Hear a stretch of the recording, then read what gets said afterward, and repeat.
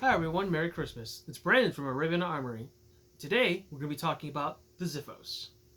Before we talk about the Xiphos, I want to give a shout out to Josh Brownie, who's our Patreon supporter. If you want to see more historical stuff, support us on Patreon.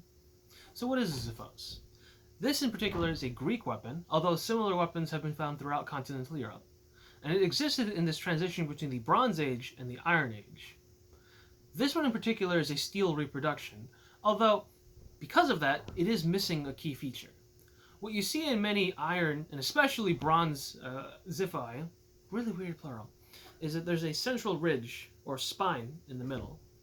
That central ridge or spine is almost like a bar of bronze that the blade then protrudes out from. And the reason why that has to be there is that it prevents the blade from flexing out like a wet spaghetti noodle every time you swing it. Other advantages of the leaf-shaped blade in the Xiphos are that it leaves a very wide stab wound, which will obviously have your target bleed out significantly more. Now, some people were worried, well, since this isn't as pointy as other swords, you're not going to be able to have as good of a thrust. That's actually not true. So Hollywood has this interpretation that you want to have over-penetration, that you want to run your target through, but that's not actually helping. If you've already had your tip stick out through the other side of your opponent, stabbing them deeper and deeper isn't going to change anything. What you want to do is remove your blade and then stab them again. This allows for that. Another advantage is that if your target's already dead, this prevents your weapon from getting stuck inside them, and if you're fighting somebody else right after, you can draw your sword out and defend yourself. Now, disadvantage to having a broad tip is that this is not good against armor. But also be aware that in the Bronze Age, most people were not wearing armor, and those that were wearing armor were not wearing full encompassing armor. The heaviest armor that they often saw was Spartans. But even then, Spartans aren't wearing as much armor as a medieval knight. You can still get them inside their joints. You can still get them in the open T slot or Y slot of the Corinthian style helmet of the faceplate. You can still get them behind the knee. There's enough openings that this is still very effective.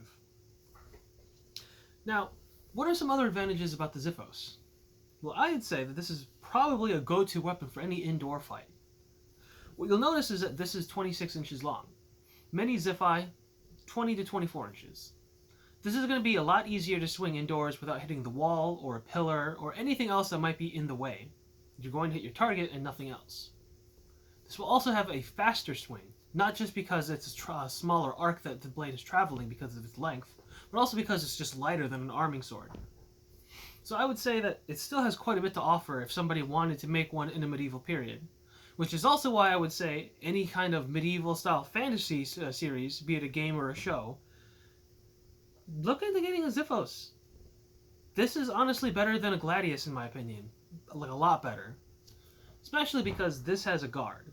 Now, I'm not saying that a Gladius doesn't have a guard, but the Gladius guard is just kind of like this weird disc thingy. This has almost quillons. Not quite the same as an arming sword, but close. Enough that you can still hit somebody with it conceivably. Also enough that it protrudes beyond your knuckle and beyond to cover part of the wrist, depending on what angle you're taking your sword at. Now, what do I think about this one in particular? Well, I'm actually kind of amazed at how light it feels. Obviously, it doesn't quite have the nimbleness of a rapier, but it's definitely a finesse weapon. So a lot of people, when they see a Xiphos, because of that broad blade, they have this impression that it's an axe, almost. Or at least that's its cutting power. But I wouldn't say that this is the cutting power of an axe.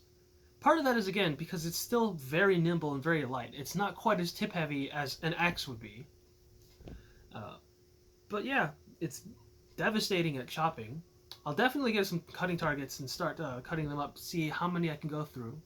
I would wager I could probably get through 3 or 4 tatami mats at minimum. At most, maybe 7. But I'll have to test my own edge limit, because at that point, it's not even the weapon, it's a matter of my own ability. But yeah, this is probably one of the coolest Christmas presents I've ever gotten. And let me know if you ever want to see some other weapons.